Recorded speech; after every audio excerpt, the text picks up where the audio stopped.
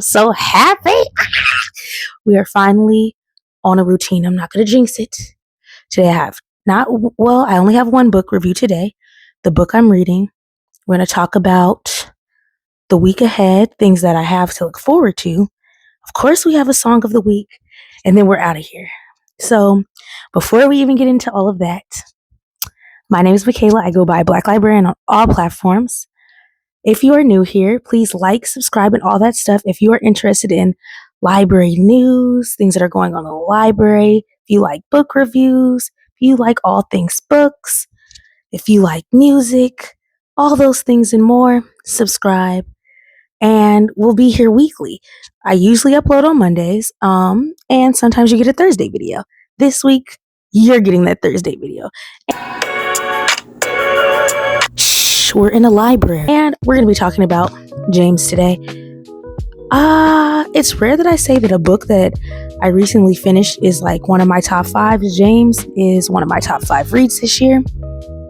And the reason that I say it's one of my top 5s is because I read Huckleberry Finn in high school, and Mark Twain has a way of making you feel like the book was not about Jim in any way. It's about Huck and his adventure down the river, basically, right? He hops onto James's escape, and the story is all about him.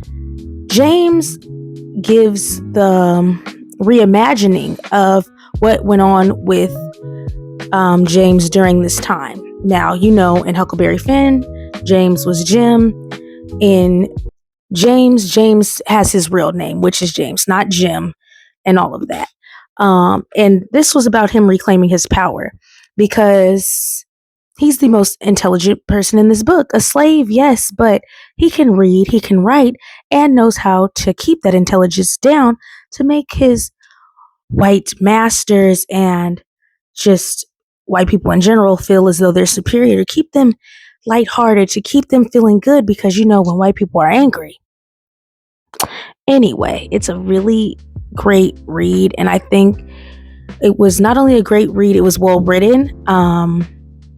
Through each part of the story, from when James leaves the plantation when he's about to be sold, to him trying to get his family back so they won't be sold, so he won't be separated from them, from his reveal to Huck, there's so much good in unpacking. And after reading The Delectable Negro, it's crazy because they really were consuming the people. But even reading this book, I saw that a little bit more, that it wasn't enough to just have slaves in some cases. Some masters were so cruel. They're raping young women from young ages. There's what is Sammy, 15? And she's been getting raped since she was younger. I'm 15? I feel like this is the book that teachers need to be putting in the place of Huckleberry Finn, or as a pairing, because it's important to give humanization to slave characters that act as a side character or a supporting character in books like Huckleberry Finn. This book gave James justice, and it was a great read overall. I loved it. I enjoyed it so much. Now, on to the book that I'm reading next, Bones at the Crossroads. I have been waiting to read this book for a minute now. It came into my library, and I'm so excited because I had no idea where I was going to get the audiobook from. It seems that libraries did not anticipate this being a popular read, that they didn't grab it on Libby. It's not on Hoopla, but you know who had it? Spotify. Let's give it up for Spotify today.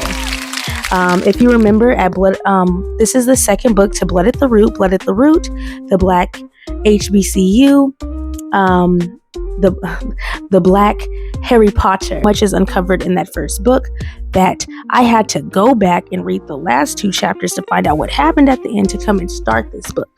So I feel like that's so necessary, but I'm really excited to read it. I don't think it will disappoint me at all, because I didn't like Harry Potter again. That's just something I'm going to always say. It just wasn't for me, but this book was for me. It makes me believe that, like, oh, okay, I could have had powers, and I could have went to an HBCU where everybody looked like me. We all had powers, and it was ancestral, right? We were destined to have powers, and we were destined to learn these skills to protect Black people who don't have powers, right? Right. So I will give you a book review of that next week. So yes, it's been such a good week so far. Oh, mind you, it's only Tuesday, right? I posted yesterday, so if you're interested in library news, Baker and Taylor has gone under, and most libraries are pivoting to other distributors of physical books. So that's out there. This week, I've been focusing on fall programming, and honestly, I'm planning for Black History Month.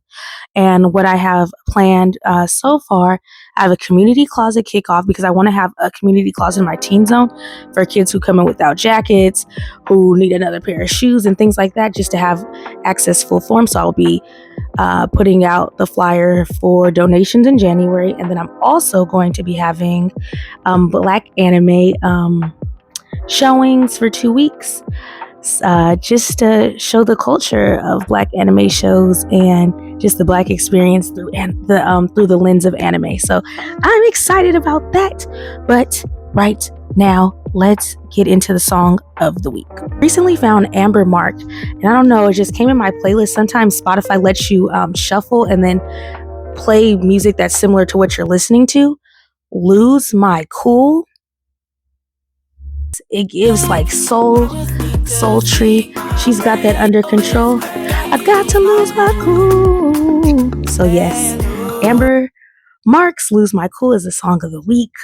Again, this is our second video this week. I'm just happy to be here, y'all. I'm glad that you support me. I'm glad that we're here together. I wish y'all would just give me recommendations in the comments, but I'll wait till we're more comfortable. I hope you're all having a good week.